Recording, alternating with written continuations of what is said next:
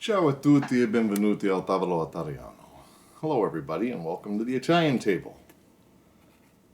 This is a first of another series of videos that I'll be putting up online, as well as the teaching videos that we currently already do. These videos are in a response to a lot of people asking me, what would you recommend to help me learn Italian? Now naturally, of course, I would recommend iltavoloitaliano.com, our website. But I have to be honest, there are a lot of good tools and resources out there that all of us can use in our endeavor to learn Italian. So this is the first of the Il Tavolo Italiano product reviews. The first one I would like to bring up is a book that I think is a must-have for every student of Italian. This book has been an incredible help to me, and it was actually recommended to me by a professor of Italian at the College of Charleston in Charleston, South Carolina, when I led a group called Il Tavolo Italiano, or the Italian Table, in Charleston. And this book is called English Grammar for Students of Italian. This is a great book. This is not a read cover-to-cover book, although if you're an extremist or over-enthusiastic enthusiast like me, you'll probably be tempted to read it through one time anyway, which I confess I did. This book is actually more of a study companion. And by the way, this book is very easy to recognize. Purple with a black stripe, says Italian over here. But what this is, as I was starting to say, is it's actually a study companion. And what do I mean by that? Well, if you're anything like me, it's been a while since you've studied English grammar when you started your endeavor to learn Italian. So we start getting into things when I was teaching Italian workshops in Charleston, South Carolina. We would start talking about things like object pronouns. What is an object pronoun? That's where this book comes in handy. The first thing I want to point out is the table of contents. It's divided up by parts of speech. So for instance, let's start with something that's a little bit easier. One of the first things we learn about in our workshops or on iltavoloitaliano.com when you start studying Italian is you start learning about articles. Okay? Well, I gotta confess, when I started learning Italian, I had forgotten what an article was in English. That's where this book comes in handy. All you have to do is you open up the book and you look in the table of contents until you come to where it talks about articles. And I'll hold this up closer so you can see. It says, what are indefinite and definite articles? I think that's what it says. I'm actually holding it towards you so I can't see it. And I look at the page number here, which is page number 13. So I go to page 13, and there is a section on that topic. Now, it starts off as saying, well, before I get into that, I'll actually read a section of this. But before I do, I'll give you a brief rundown. What it is it explains what that part of speech is in English. Then it explains what it is in Italian. So here it says, an article is a word placed before a noun to indicate whether the noun refers to an unspecific person, animal, place, thing, event, idea, or to a particular person, animal, etc. So I saw a boy in the street. It's an unspecified boy. I saw the boy you spoke about. It's a particular boy. So therefore it goes on to explain that a is used before a word beginning with a consonant. I saw a boy. And an is used before a word beginning with a vowel. These are indefinite articles. And the way it explains it is very, very clear, very, very easy to understand. So it just kind of refreshes your memory as to what these things are in English. Then after it explains what it is in English, then it says in Italian, okay? And it talks about the exact same things in Italian and how they relate, how they're like what it is in English and how they're a little bit different than what they are in English and what they are in Italian. Now, I got to tell you, this book will not teach you Italian, but what it will do is take those various parts of speech, if you're serious about learning Italian, and once again, it'll refresh your memory on exactly what it is in English, and it'll convey that into Italian. It'll tell you what that same part of speech, how it's handled in Italian. It breaks it down extremely simple. So, for instance, il precedes a masculine singular noun, and it tells you that basically it's the same as the. I haven't recommended this book to, well, I'll put it this way. Everybody that I've recommended this book to that has gotten it, I've never gotten a negative remark back. They all really, really like it. Because if you're taking Italian, whether you're studying through altaboloitaliano.com or taking a college course or a community course, or if you're going through Rosetta Stone, well, not so much Rosetta Stone, they don't get into grammar, but if you want to see what they're doing in Rosetta Stone, or any other Italian course, whether it's a self-study course or a course where you go attend somewhere, a lot of people tend to get lost and frustrated when people talk about parts of speech. If you're studying Italian to the point where you want to know how to speak it grammatically correct, whenever you start studying, in order to do that, you're going to be hearing terms that refer to various parts of speech, various grammatical rules and things of that nature. And if you're not refreshed or up to date in English on what these parts of speech are and how they're handled, then you're really going to struggle with how it's done in Italian. As you see, it's not a real big book. It's got 197 pages. It comes with a few simple exercises. It's very easy to understand. It's very well written. And once again, it's not a book that you read from cover to cover. So you don't have to be a major geek to appreciate this book, like I am. This book is written for the person that just wants, they don't want to read an entire book on grammatical rules. They just want to know, what does this rule mean? How does this apply? How, make it clear for me.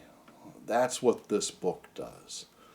So just briefly, I'll just scan through here and read a few of the topics it covers. What is meant by a noun? Okay, I mean, if you forget what a noun is, what is meant by gender? And now this is grammatical gender, okay? What is meant by number? Definite articles. And I'll just, instead of reading the entire what is, I'll just read some of the things it covers. Partitives, possessive, verb, infinitive, auxiliary verb, subject pronoun, familiar and formal, conjugation, affirmative, negative sentences, mood, tense. I'm skipping around, I'm not reading them all. A participle, past participle, past tense, future tense, etc. Goes through the various tenses. A progressive adjective. Really, I mean, before I picked up this book, there was no way I could remember what a progressive adjective was, or a possessive adjective, excuse me. An interrogative adjective, a demonstrative adjective, an object pronoun. It goes into all kinds of pronouns, prepositions, adjectives, adverbs, everything that you can possibly imagine. And I know if you're like me and you're at the beginning of your studies of Italian, you think, Chuck, I know what a noun is, I know what a verb is. But once again, if you're like me, once you get into the details of grammar, you go, wow, I forgot all about that. Or, sounds vaguely familiar, but I couldn't tell you. And this book will help refresh your memory. And once again, you look up a particular subject. I'll just pick one at random.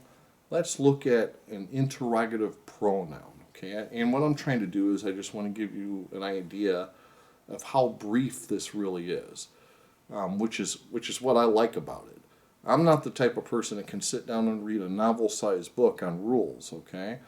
So in your studies, in your workshops or classes or whatever you're going to for Italian, let's say they're going to talk about interrogative pronouns, or they address something in Italian, they tell you it's an interrogative pronoun.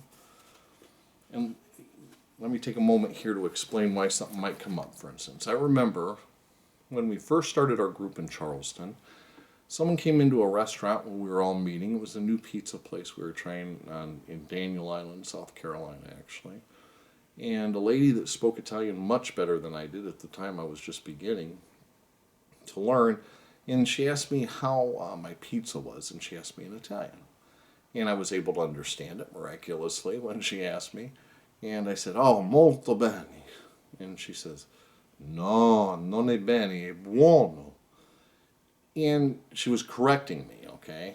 And what she taught me, and I'll never forget that, was that bene is an adverb, okay? It means well. So, for instance, you can say she cooks well, because the well is modifying the verb to cook. How does she cook? She cooks well. But I can't say she's a well cook. It doesn't make any sense. But I can say she's a good cook, okay? Because now good is modifying a noun, cook. She is a good cook. But I can't say, or I could say, but it would be improper to say she cooks good. I would sound like a bit of a hick if I said that. So she cooks well, but she's a good cook, okay? So that's the difference between an adverb and an adjective. I realize you probably already knew all of that. However, she had to explain that to me in order for me to understand why in Italian sometimes I used bene and sometimes I used buono.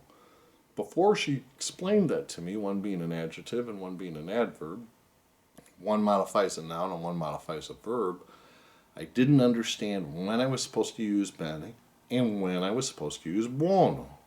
So that little, and she didn't have to go into great length. It wasn't a huge dissertation. I didn't have to go to a major lecture hall. It was a short, brief lesson, on what the difference was between bene and buono, adjective and adverb. Probably took 3-4 minutes. And I've remembered it for the past 6 years. It stuck with me. It was a great little lesson that helped me understand why I used bene sometimes and why I used buono other times. So it was necessary for me to understand the grammatical part of speech for those words in English in order to understand how to use those words in Italian. That's the same thing that this book does. It has just breaks down various rules all by themselves, but it breaks them down into little snippets. So right here, an interrogative pronoun, okay, which I just picked out of the list of subjects, starts on page 163, and it is over at 168. And actually 168 is a couple of questions and exercises that you can use to test yourself on what you've learned. So it's 4 pages of instruction. And within that 4 pages of instruction, there's diagrams, etc. So it's not like 4 pages of single-spaced small type. So you can see, there's not a lot to read there. Because of the way that they explain it, they actually lay everything out, give you examples, and that's 4 pages. And within that 4 pages of instruction, it covers how it's handled in English and how it's handled in Italian. When I used to teach in Charleston, I encouraged everyone to buy this book. If you could even if you were trying to learn Italian totally just online through various free videos such as ours and other free videos that are out there and other material online, if you were trying to learn Italian and you could only buy one book and that was it, I would get this book before anything. This is a fantastic book. It's very, very inexpensive, and it's an essential tool. Can you learn Italian without this book? Absolutely. Obviously you can. But I'm telling you, this book will make your life easier. And it's such an incredibly inexpensive way to make your life easier, and to help you understand why they say certain things that they say in Italian. It really helps things to make sense. So once again, this book is English Grammar for Students of Italian. Okay. You can find it on our website.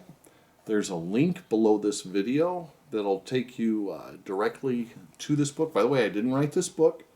This isn't my product, okay? I'm just trying to make it easy for you to find. So you're not purchasing the book from me. But if you click on the link below this website, it'll take you directly to a page where you can purchase this book. You'll be surprised at how cheap it is. I recommend it. I hope you get it. And please, if you do, leave some comments below this video on what you think of this book so that other people can see what users think of it, not just what I think of it. Grazie mille. Thank you very much per aver ascoltando a questo video, for listening to this video. I hope this helps. I hope you choose it. And buona fortuna con imparando l'italiano. Good luck learning Italian. I want to hear from you, like your feedback. Ciao. Buona giornata. Have a great day.